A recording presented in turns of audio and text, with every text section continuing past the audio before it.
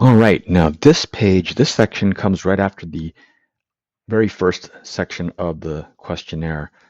The first section, of course, is the one where it shows this navigation page or this navigation menu suggestion with links to our videos that explain the address formatting requirements, the overall questionnaire tutorial.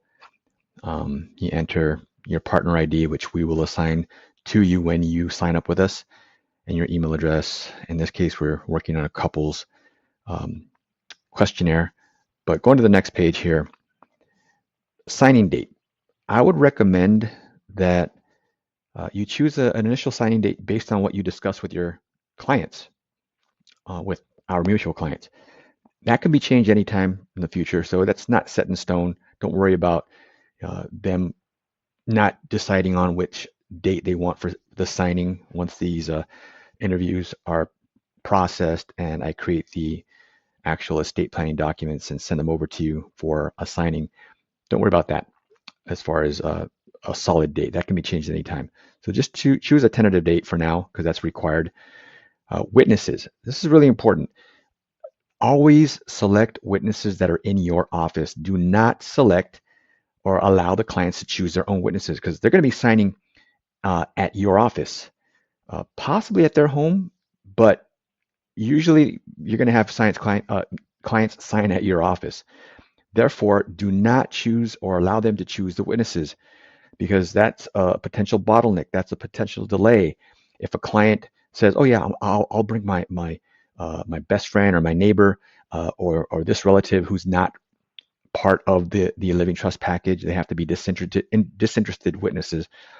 That only leaves the door open for a potential delay if that person all of a sudden can't make it. Always choose your employees that you know are going to be at the office on that signing date. The notary can be a witness. So whoever your notary is going to be for that signing, choose that notary as one of the witnesses.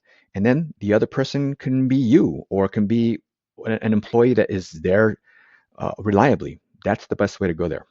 Okay.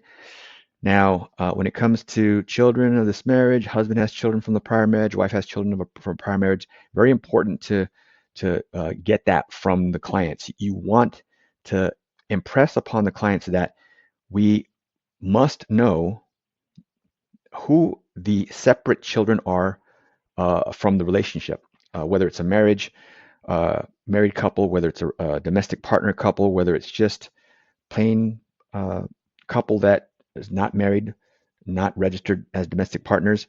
They've been together for many years and they consider themselves husband and wife, but they're not legally married or they're not registered domestic partners. If they have children from other relationships, we need to be able to disinherit those children if the intent of the clients is to um, leave the inheritance only for their joint children, the children of their relationship. So make sure you impress upon the clients that concept. We need to recognize who the other children are, and then later on, we're going to have a disinheritance clause that will protect the children of their marriage. That's the way to go. That's the right way to do it. Okay. Uh, we need to know if there's any minor children that are going to be part of the estate inheritance. It's very important. We need to know if there's any deceased children and whether or not those deceased children potentially had children of their own. Okay. And that's why you have that little question right here. Very important. And also, you need to ask your client if any of your adult children or minor children have special needs and are getting government benefits.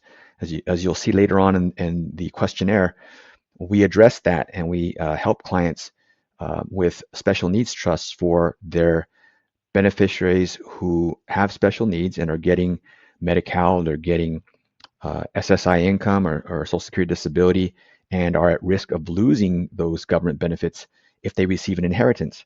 So we need to know that, and that way we can address that later on with a special needs trust, which we do charge extra for.